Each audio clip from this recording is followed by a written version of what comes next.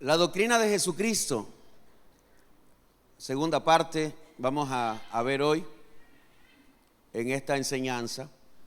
Y para ello vamos a leer la palabra del Señor en Gálatas capítulo 4, versículos 4 y 5. Gálatas capítulo 4, versículos 4 y 5, para introducir esta enseñanza en este momento. Dice la palabra de Dios así: pero cuando vino el cumplimiento del tiempo, Dios envió a su Hijo, nacido de mujer y nacido bajo la ley, para que redimiese a los que estaban bajo la ley, a fin de que recibiésemos la adopción de hijos. Me gustaría volver a leerlo. Pero cuando vino el cumplimiento del tiempo, Dios envió a su Hijo, nacido de mujer y nacido bajo la ley, para que redimiese a los que estaban bajo la ley, a fin de que recibiésemos la adopción de hijos. ¿Qué somos hoy? Hijos. Todo el que tiene a Cristo es un hijo de Dios. ¿No cree usted que eso es un gran privilegio, hermano? Qué privilegio más especial. El apóstol Pablo, escribiendo a la iglesia de los Gálatas en aquel momento, les está recordando que la venida de Cristo no fue por casualidad, sino que ya Dios había establecido un tiempo. Ya Dios había establecido el tiempo, el día, la hora, el año, cuando el Hijo de Dios iba a venir. En Génesis capítulo 3, verso 15, es el primer pasaje donde se habla acerca de la venida de Cristo. Génesis capítulo 3, verso 15. Ahí aparece la promesa después del pecado de Adán y Eva. El Señor promete que va a venir alguien, que va a nacer alguien de una mujer que va a aplastar la cabeza de la serpiente. Y esto era el anuncio de Jesucristo. Entonces, desde Génesis capítulo 3, verso 15, comenzó a correr el tiempo. Y el tiempo se cumplió allá en Belén, donde una virgen llamada María, que estaba embarazada, casada con un hombre llamado José. Y entonces allí el Señor cumplió su promesa, su palabra, que iban a ser un Mesías, que iban a ser un Salvador. Por eso cuando el ángel anuncia a María que va a quedar embarazada, le dice que el que va a nacer de ella será el Salvador del mundo, ¿verdad? Así que cuando se cumplió el tiempo, dice el apóstol Pablo, entonces vino Jesucristo, nació el Hijo de Dios, nacido de mujer. Pareciera eso como, ¿pero de quién va a nacer? ¿Verdad? Si le preguntaran a usted, ¿y usted de qué nació? De una mujer. Pero ¿por qué Pablo se toma el tiempo o por qué tiene que señalar que Jesús nació de una mujer?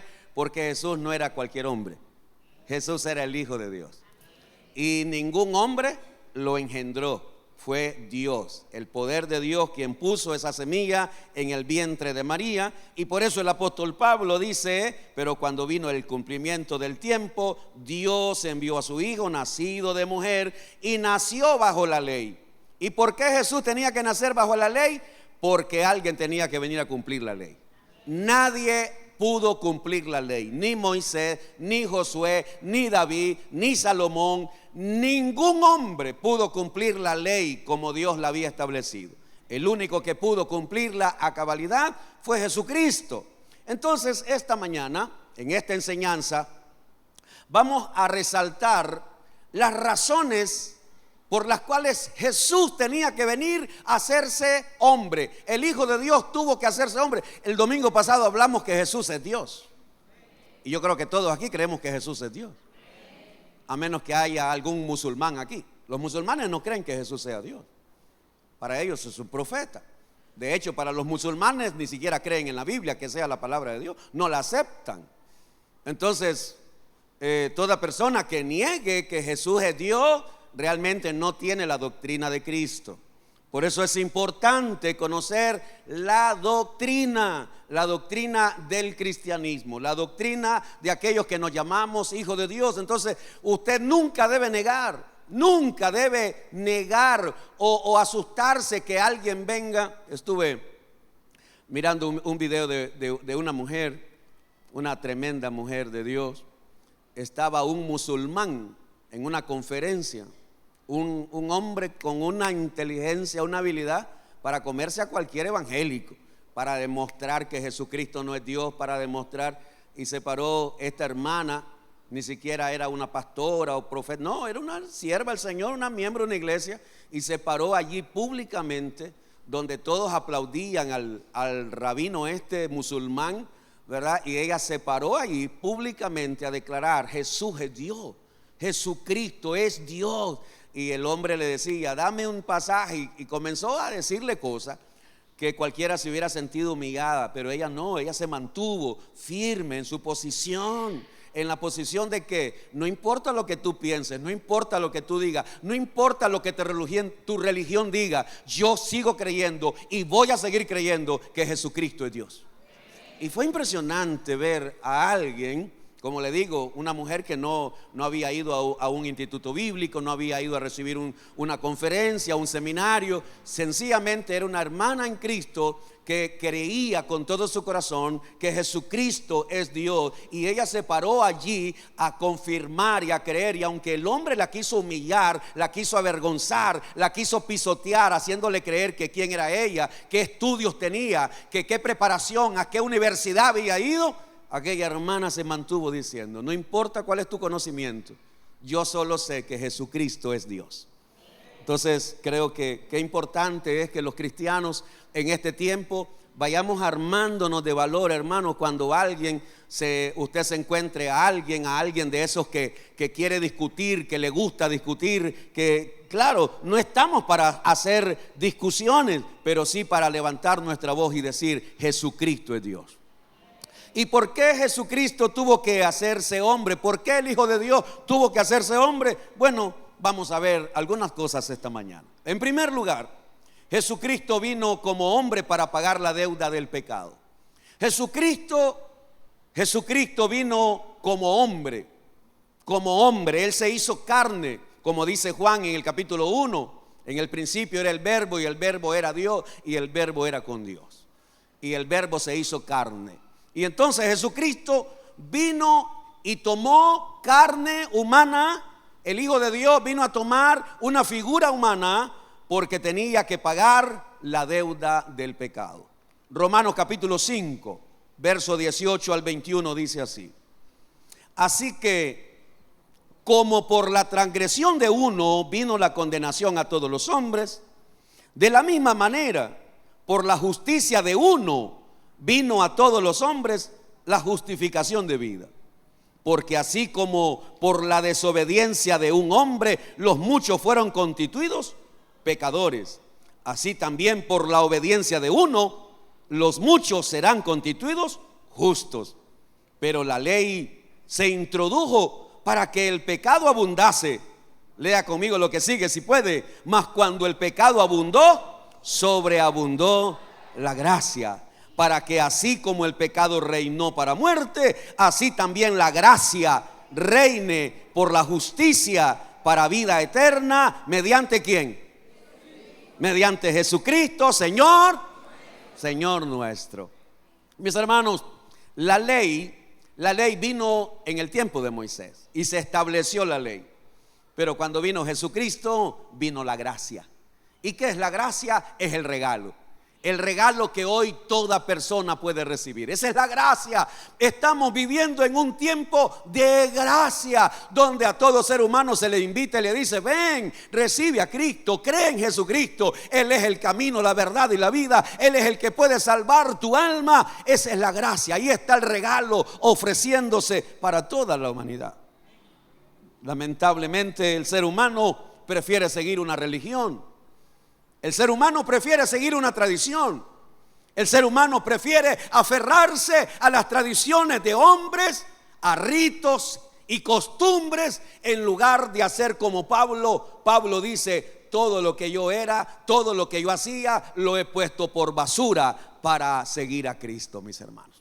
Pablo era un hombre religioso. O Saulo de Tarso, Antes de convertirse en el apóstol Pablo, él era un hombre religioso. Él era un hombre que seguía las tradiciones que sus padres le habían impuesto.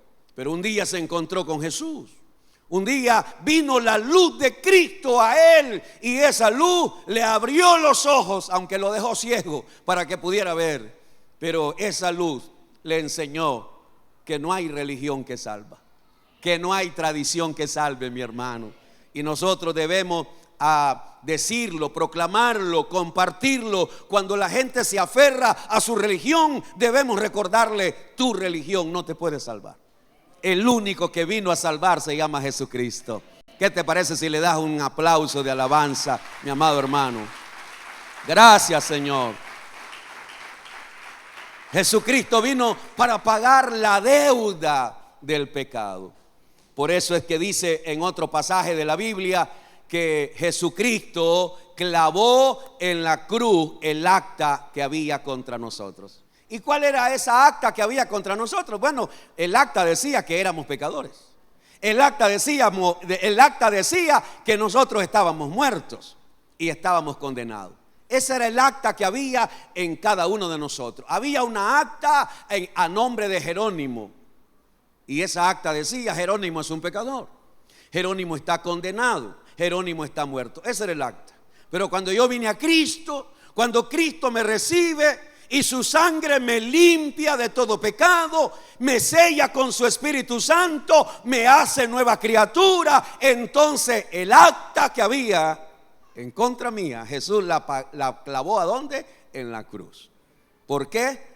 Porque Jesús está diciendo: yo pagué por los pecados de Jerónimo. Aleluya. ¿Alguien entiende eso, hermano? Entonces por eso es que usted debe sentirse gozoso, mi hermano. Gozoso, alegre, feliz. Porque si usted tiene a Cristo, la sangre de Cristo a usted ya lo limpió de todo pecado. ¿Qué te parece si le alabas, hermano? ¿Qué te parece si lo alabas esta mañana? Gracias, Dios mío. Gracias, Señor. Jesucristo no solo pagó por tus pecados pasados, Él pagó por los pecados presentes y los futuros, hermano. Ya los pecados que hemos cometido y los que vamos a cometer, Él ya los compró, Él ya los pagó. Él pagó por todos nuestros pecados. ¿Qué quiere decir eso, pastor? Entonces que yo ya ahora puedo vivir la vida loca, porque no, Señor. Ahora usted, que ya el Señor lo limpió, usted tiene que aprender a vivir en santidad. En santidad delante del Señor. En segundo lugar, Jesucristo vino para reconciliar al hombre con Dios. Recordemos, hermanos, que cuando el hombre peca, Dios se separó del hombre. Recordemos que allá en el Edén, la Biblia dice que Dios hablaba con Adán y Eva, hablaba con ellos, ellos no se escondían. Pero el día que ellos pecaron, entonces sí se escondieron. Cuando el hombre peca y sabe que está pecando, siempre busca cómo esconderse, ¿sí o no? Y ahí lo vemos en la Biblia. Todos aquellos que cometieron cosas y sabían que estaban haciendo cosas, siempre lo hacían ¿cómo? Escondidos. Huye el impío sin que nadie lo persiga, mas el justo está confiado como un león. ¿Ah? Huye el impío. El impío es aquella persona que conoce la voluntad de Dios. El impío es aquella persona que conoce lo que le agrada a Dios, pero en lugar de hacer lo que a Dios le agrada, hace cosas que ya sabe que va en contra de la voluntad de Dios. Entonces siempre anda escondiéndose, siempre anda con miedo. No, hermano, no deberíamos de andar así. Mire lo que dice Colosenses capítulo 1, versos 21 y 22. Colosenses capítulo 1, versos 21 y 22. Y a vosotros también, que erais en otro tiempo extraños y enemigos en vuestra mente, haciendo malas obras, ahora os ha reconciliado en su cuerpo. ¿Me sigue, hermano? ¿Verdad? En el verso 22 hemos sido reconciliados ¿en qué? En su cuerpo de carne. Por eso es que Dios tenía que hacerse carne. En su cuerpo de carne por medio de la muerte, para presentaros. ¿Cómo nos va a presentar el Señor? Santos y sin mancha e irrepresible delante de Él. Entonces aquí está. El hombre, a través del pecado, Dios se alejó de nosotros. Dios se alejó de Adán y Eva, los tuvo que sacar del huerto del Edén. Pero Dios envió a Jesucristo y lo envió, mis amados hermanos. Y aquí es donde hace algunos años un cantante, creo que se llamaba Bertino, compuso una canción que se llama El Puente, ¿verdad? El Puente, una canción que pegó duro y creo que todavía se escucha, El Puente. ¿Y por qué Jesucristo es el puente? Porque Él fue el que vino a unir una vez más al ser humano con Dios.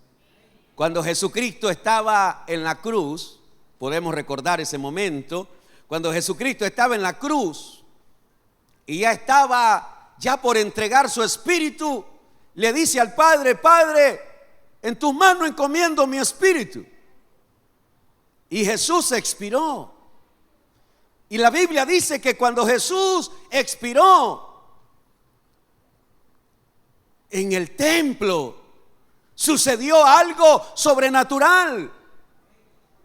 ¿Qué sucedió, hermano? Sucedió que había una cortina que dividía el lugar santísimo del lugar santo, o el lugar santo al lugar santísimo. El lugar santísimo solamente podía entrar el sumo sacerdote una vez en el año. Pero ahora, con la muerte de Cristo, aquella cortina se rasgó, se partió, porque ya no era necesario.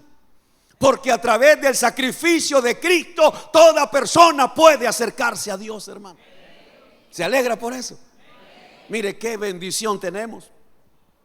Cada mañana, si usted tiene el hábito de orar, cada mañana que usted se levanta, ya sea sentado, de pie o de rodilla, usted clama a su Padre y le dice: Padre, que estás en los cielos, santificado sea tu nombre.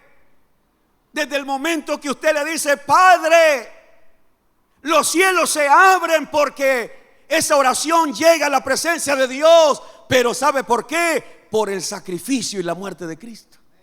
No porque usted sea buena gente, no porque yo sea buena gente, no. Por eso es que Jesucristo dijo: cuando ustedes oren, digan así, digan Padre nuestro. Porque ¿a quién nos acercamos? ¿A quién nos acercamos? A nuestro Padre. Con esa confianza, con esa seguridad de poder llegar a mi Padre y poderle pedir perdón, y poderle pedir que me guarde del mal, y poderle pedir que me perdone, así como yo perdono a quienes me ofenden. Poderle pedir a Él que me provea el pan de cada día.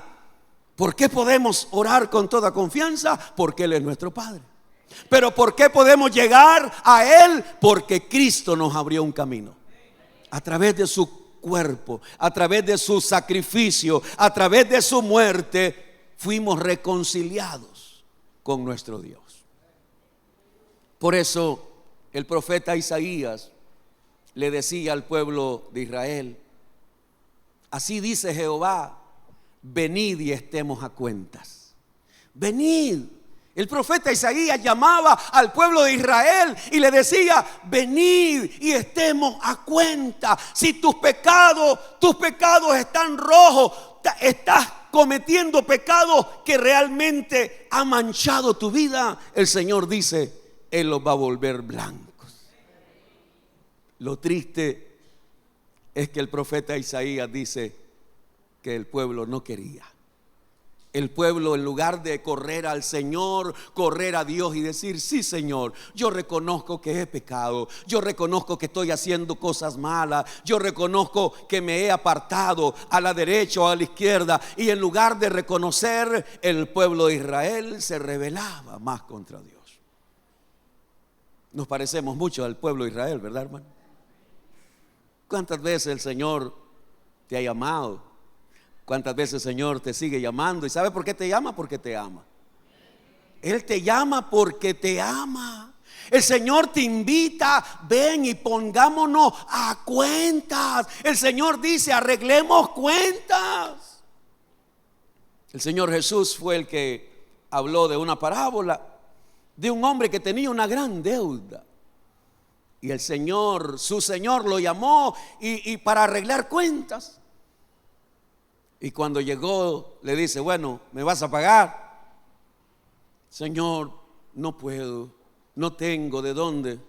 Y movido a misericordia, dice que le perdonó aquella gran deuda. Pues así ha hecho Dios con nosotros, mis hermanos.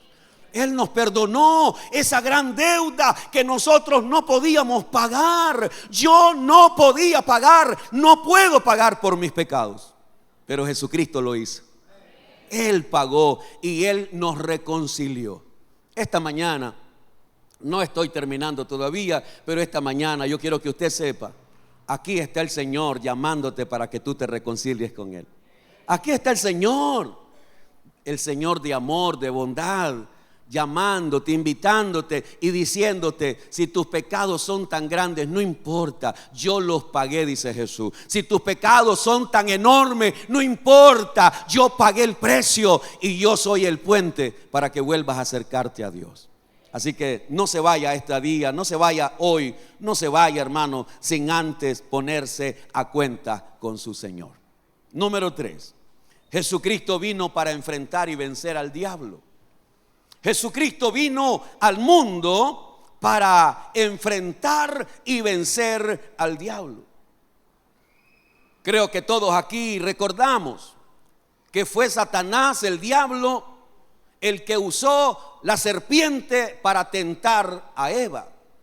Y a través de esa tentación, Eva, Adán, cayeron en el pecado.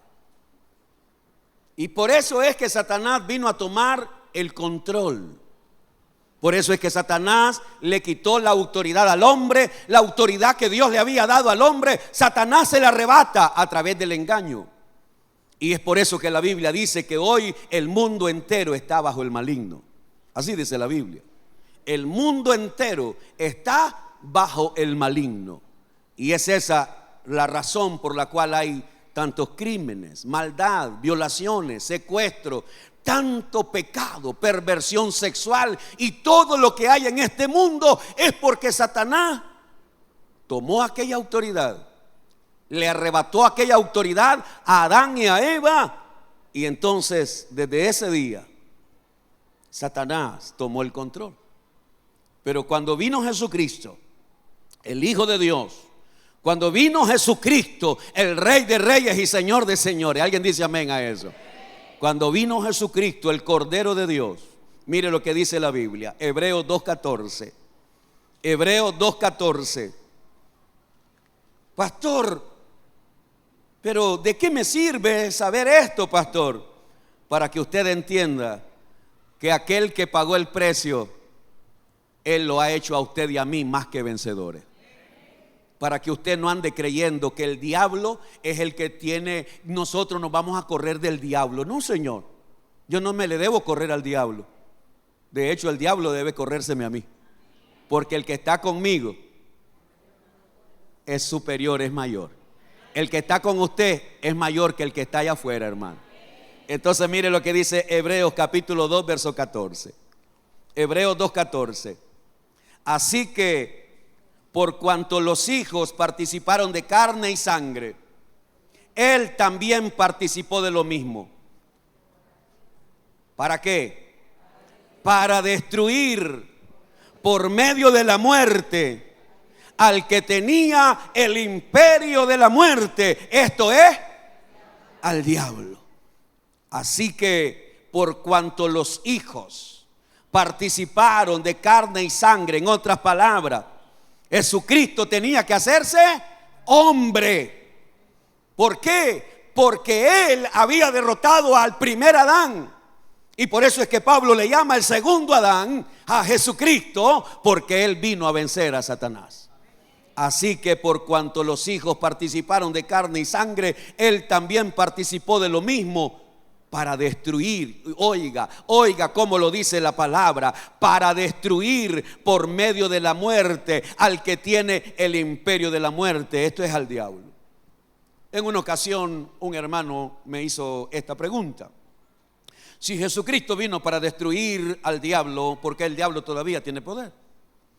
Si Jesucristo vino para destruir al diablo, ¿por qué el diablo todavía sigue haciendo tanta maldad? Porque todo tiene su tiempo. Jesucristo vino a nacer en el tiempo de Dios. Pues ya Dios tiene todo organizado. El día que Cristo venga, ya el Señor sabe qué día va a venir. Y el día que Satanás va a ser atado y lanzado al abismo, ya está escrito el día y la hora que va a suceder eso. O el día del juicio de Satanás, que habla el libro de Apocalipsis, donde será lanzado el falso profeta y Satanás serán lanzados al lago de fuego. Ya está escrito el día y la hora que va a suceder eso, mis hermanos. Todo va siguiendo el plan de Dios. Todo va siguiendo el plan de Dios. Ahora, ¿qué es lo maravilloso? Lo maravilloso de esto es que cuando alguien viene a Cristo, ya Satanás no tiene potestad sobre tu vida. ¿Alguien comprende eso? Satanás no tiene potestad sobre tu vida. ¿Por qué? Porque tu vida fue comprada con la sangre de Jesucristo. Vamos a leer 1 de Juan capítulo 3, versículo 8. Este es uno de los pasajes más poderosos, por decirlo así, que nos habla acerca de la autoridad de Jesucristo sobre el poder del diablo. 1 de Juan capítulo 3, verso 8.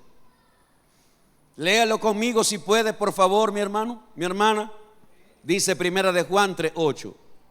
El que practica el pecado es del diablo. Ahí estamos todos claros, ¿verdad? Si alguien dice: yo soy cristiano, yo soy hijo de Dios, pero usted sigue practicando el pecado, usted está o enredándose solo, o confundiéndose solo, o engañándose solo. Usted dice: yo soy cristiano, yo soy hijo de Dios, pero sigues practicando el pecado. Entonces tú solito te estás engañando.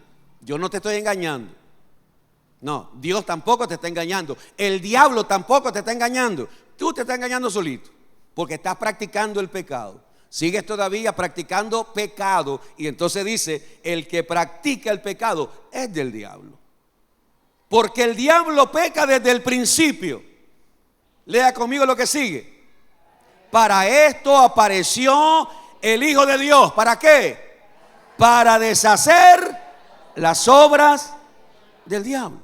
Ahora, debemos comprender lo que ese versículo nos está diciendo. Para esto apareció el Hijo de Dios. ¿A dónde apareció? En mi vida.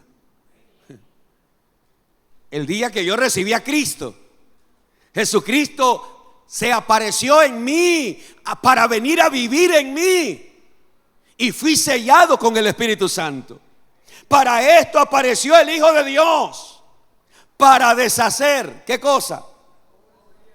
Para deshacer las obras que el diablo me tenía a mí atado. Yo estaba atado con el alcohol.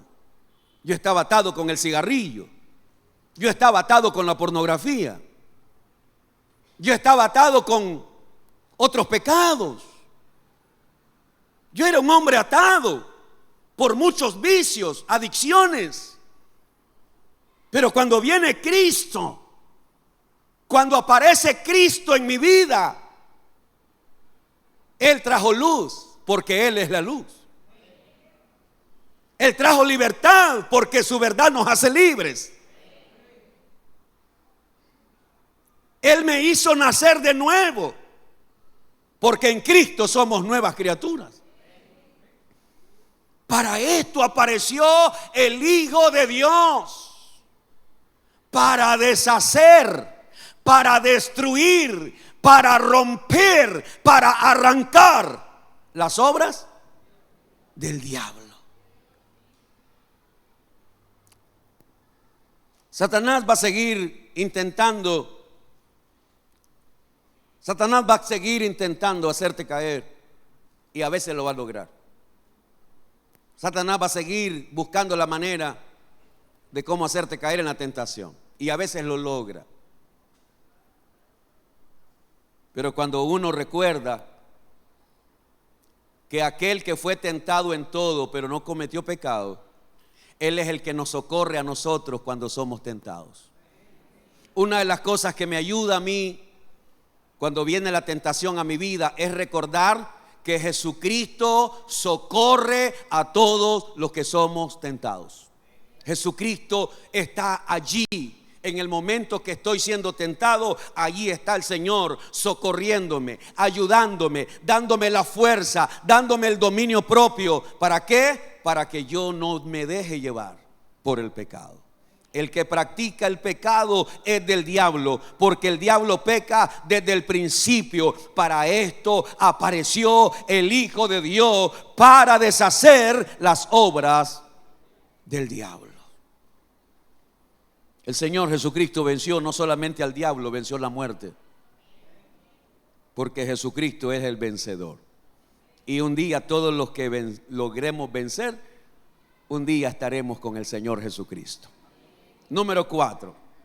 Jesucristo vino para dejarnos ejemplo a todos los que queremos seguirlo. ¿Usted quiere seguir a Jesucristo, hermano? Le pregunto, hermanas, ¿usted quiere seguir a Cristo? Hermanos, hermanas, ¿queremos seguir a Cristo? Bueno, yo quiero decirle que aquí hay ejemplos que Él nos dejó. Y antes de leer lo que tenemos ahí en el bosquejo, a mí me gustaría solo decirte algo. Preguntarte más bien algo. ¿Jesús necesitaba bautizarse en agua? Te lo pregunto. ¿Usted cree que Jesús necesitaba bautizarse en agua? Lo mismo pienso yo. Jesús no tenía por qué bautizarse en agua. No tenía pecado. Porque el bautismo de Juan dice que era para arrepentimiento. Las personas venían a donde Juan a bautizarse y confesaban su pecado. Confesaban que eran pecadores y Juan los zambullía y ellos eran bautizados. Y por eso cuando Juan mira a Jesús que viene caminando al Jordán y llega donde Juan le dice: yo no puedo bautizarte. Yo necesito ser bautizado por ti. Porque Juan sabía que Jesús era el Hijo de Dios. Juan sabía que Jesús no tenía pecado. Y Jesús le dice: deja y así cumplamos la voluntad de Dios. Y el Señor Jesucristo fue zambullido en el río Jordán por Juan. Y Juan lo bautiza. Y por medio de esa obediencia, por medio de esa sumisión, cuando el Señor sale del agua, los cielos se abren, dice el Evangelio, los cielos se abren, el Espíritu Santo desciende como paloma y en el cielo se oye una voz que la escucharon todos los que estaban allí diciendo: este es mi Hijo amado, en el que tengo complacencia. Wow. ¿Tú te imaginas en el cielo el Padre sintiendo el gozo, la alegría de que allá en la tierra está su Hijo hecho hombre y está sometiéndose y está siendo obediente, haciendo cosas que no necesita hacer, pero las tenía que hacer para dejarnos ejemplo? ¿Y por qué te estoy diciendo esto? Porque yo sé que en esta iglesia, como en muchas, hay mucha gente que llega años asistiendo y nunca se bautizan. Nunca toman la decisión de bautizarse. Porque hay personas que dicen: yo no necesito bautizarme porque ya me bautizaron chiquito. No, chiquito no te bautizaron, te echaron agüita en la cabeza y tú ni siquiera te acuerdas. Tú no decidiste que hicieran eso contigo. Porque para bautizarse, según la Biblia, el hombre primero necesita arrepentirse.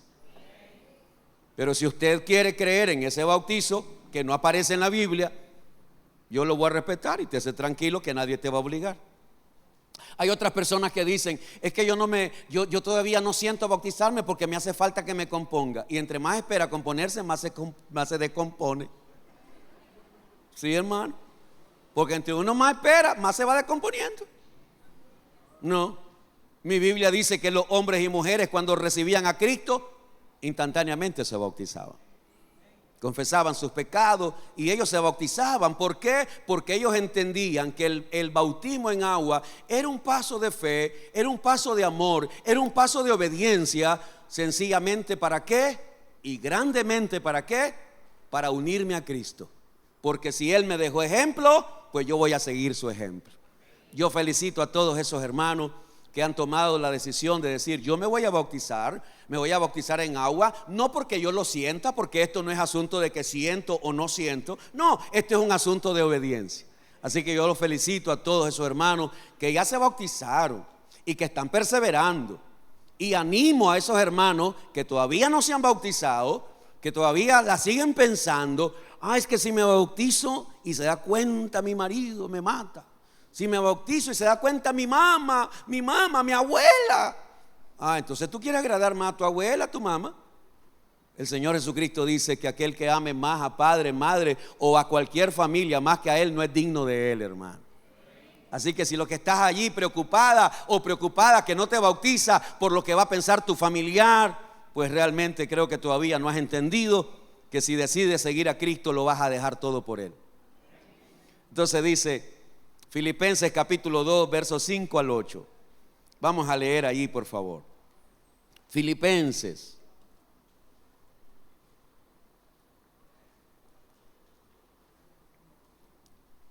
Filipenses capítulo 2, versos 5 al 8.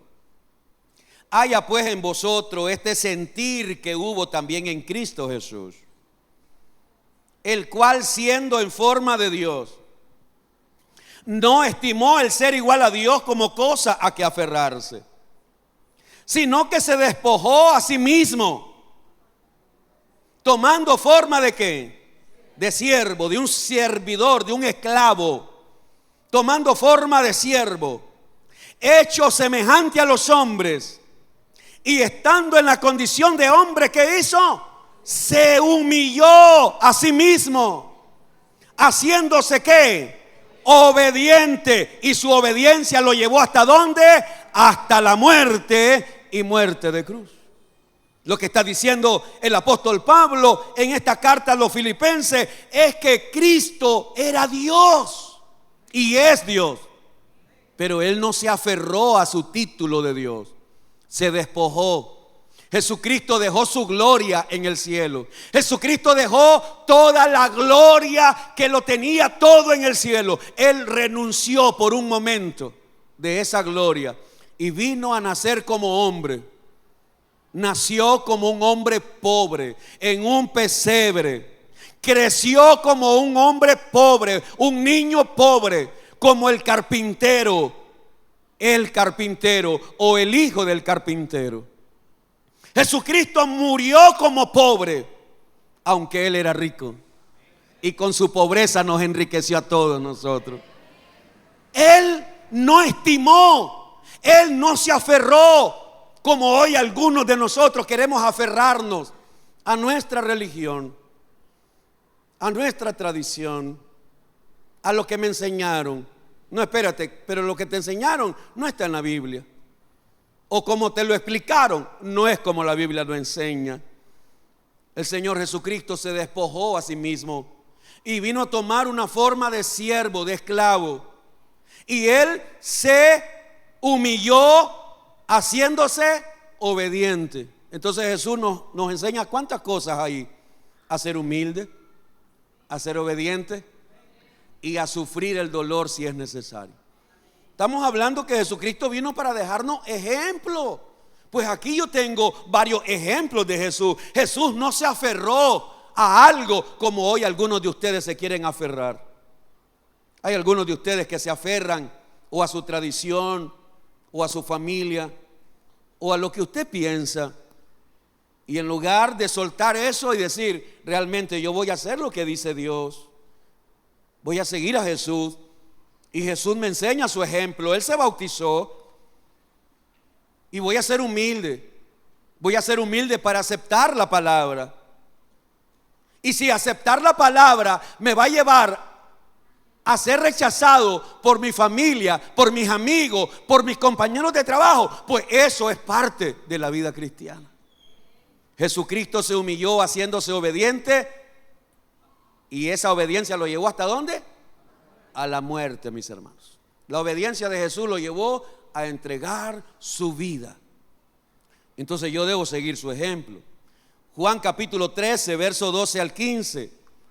Juan capítulo 13, verso 12 al 15. La palabra del Señor dice: así que después que les hubo lavado los pies, tomó su manto, volvió a la mesa y les dijo: ¿sabéis lo que os he hecho? Vosotros me llamáis maestro y señor, y decid bien, porque lo soy. Pues si yo, el Señor y el Maestro, he lavado vuestros pies, vosotros también debéis lavaros los pies los unos a los otros. Verso 15, léalo si puede. Porque ejemplo, dígalo, porque ejemplo os he dado, para que como yo os he hecho, vosotros también hagáis. Solo me gustaría aclarar que aquella noche que Jesús tomó una toalla y se la ciñó, y tomó un recipiente con agua y comenzó a lavar los pies a los discípulos, Él no les estaba enseñando a hacer pedicure. Jesús no les estaba enseñando cómo lavar pies. Jesús no les estaba enseñando cómo secar pies. Jesús no les estaba enseñando, ¿verdad?, qué cantidad de agua y con qué toalla. No, Señor. De hecho, ni siquiera tenía que ver nada con los pies. Tenía que ver con ser ejemplo. Porque esa labor era solamente para los esclavos, los sirvientes. Y en todo el resto de la Biblia, en el libro de Hechos, Corintios, Gálatas, Efesios, Colosenses y todas las cartas, nunca encontramos a Pedro diciendo: a ver, hermanos, aquí estamos para lavarnos los pies. A ver, ¿quién anda los pies sucios? No, tampoco encuentro a Pablo diciendo: hoy es el culto para lavarse los pies. No, Señor, no encuentro que Pedro entendiera que Jesús los estaba mandando a lavar pies. Tampoco veo que Pablo había entendido que aquel acto de Jesús era que ahora vamos a andarnos lavando los pies. No, Jesús no les estaba enseñando cómo lavar pies. Jesús les estaba enseñando cómo ser humilde para bendecir a otros. Eso es lo que Jesús les estaba enseñando. La lección de ese acto era la humildad. Yo soy Señor. Ustedes dicen que yo soy Señor y yo soy maestro, y dicen verdad, porque sí soy el Señor y soy el maestro. Pero yo, siendo el Señor, yo siendo el maestro, me tuve que inclinar y lavarte los pies. ¿Con qué propósito? Para darte un ejemplo. Ejemplo de humildad. Ejemplo de ser un humilde servidor. No, tú sabes, hermanos, necesitamos diáconos. Mira, aquí en esta iglesia hay bastantes varones, pero tú vas a preguntar cuántos diáconos varones hay, contadito. A lo más 3 varones, creo yo, en un grupo, y en el otro otros 3. Y cuando no vienen 2, un pelón nada más ahí, o un peludo por ahí.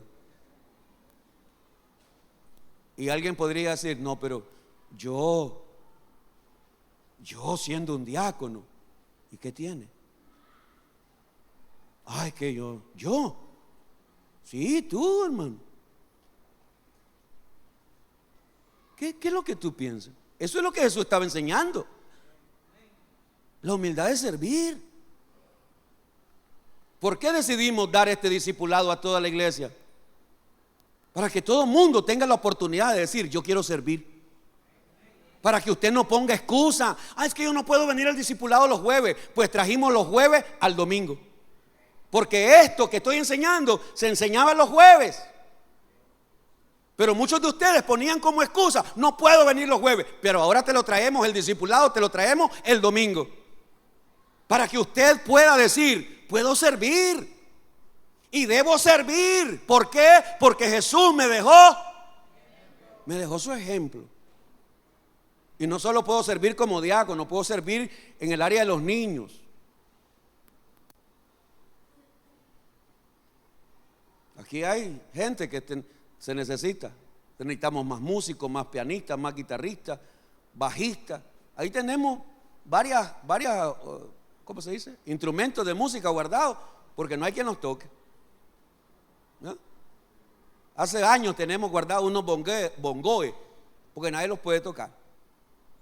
Ahí tenemos un bajo, no sé, por ahí va, que parece guitarra, pero le llaman bajo. Ahí está guardado porque nadie lo sabe tocar. ¿Ah?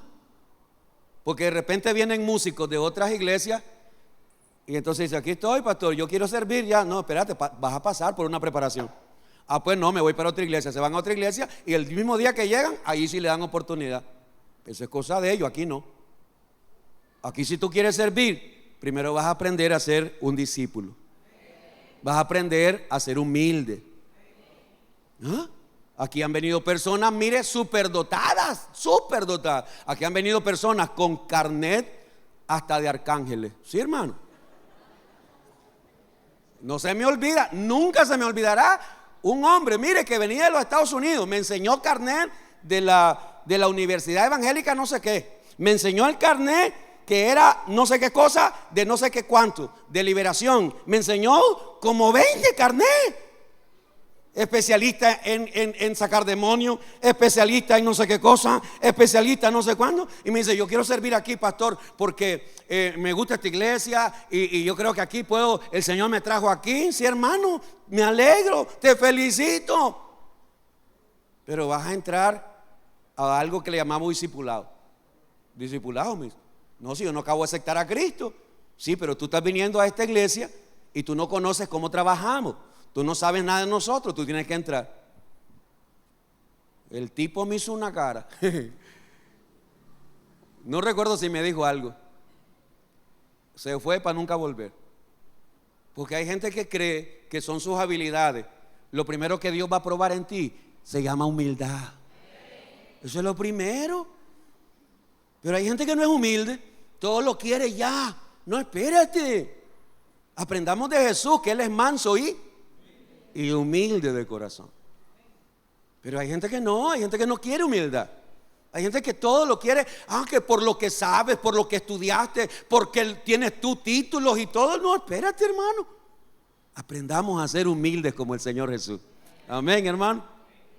Así que aquí está el Señor Jesucristo siendo un ejemplo. Y yo quiero terminar, y voy a pedir a los hermanos músicos que pasen para que terminemos este culto adorando y orando al Señor.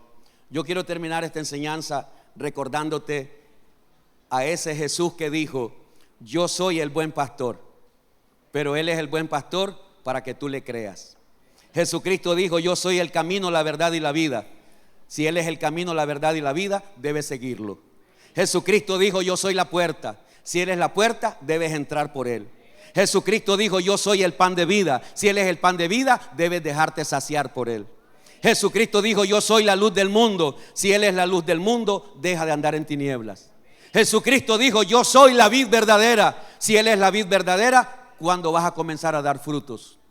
Jesucristo dijo: yo soy la resurrección y la vida. Y si Él es la resurrección y la vida, tienes que perseverar hasta el final. Mi hermano, este es Jesús, el que nosotros hemos creído, aquel que vino a morir, aquel que vino como Dios, pero también vino como hombre, que entregó su vida, que lo entregó todo, derramó su sangre para comprarme a mí, para comprarlo a usted. Él nos dejó ejemplo. ¿Qué vamos a hacer? ¿Qué vas a hacer, hermano? Debes seguir el ejemplo del Señor. Por eso yo te invito esta mañana que tú te dispongas, hermano. Mira, estamos todavía comenzando el año 2023. Todavía estamos allí arrancando, ya casi por finalizar el primer trimestre.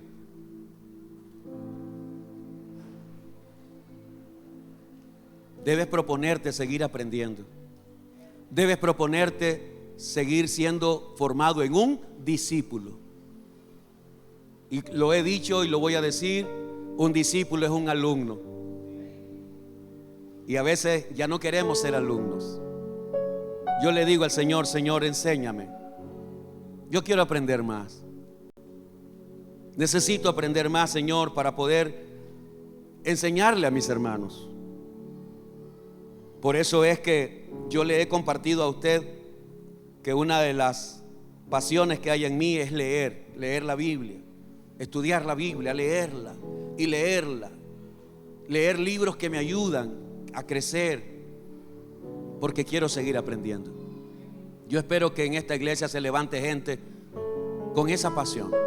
Yo espero que en esta iglesia se levante gente con el deseo de servir, con el deseo de compartir con otros, que no solo seamos un recipiente, que no solo seamos un recipiente que quiere más y quiere más y quiere venir a la iglesia a llenarse. Ok, y cuando ya esté lleno, ¿qué vas a hacer? ¿Te va a poner un tapón? ¿Pero a quién vas a saciar? Si esta botella de agua la llenaron con un propósito, ¿o no? Esto lo hicieron con un propósito, quitarle la sed a alguien. Pues me está quitando a mí la sed, y yo voy a tomar de ella y me va a saciar, me va a llenar. Y luego, cuando esto ya cumplió su función, ¿a la basura o no? Lo bueno es que nosotros no vamos a la basura.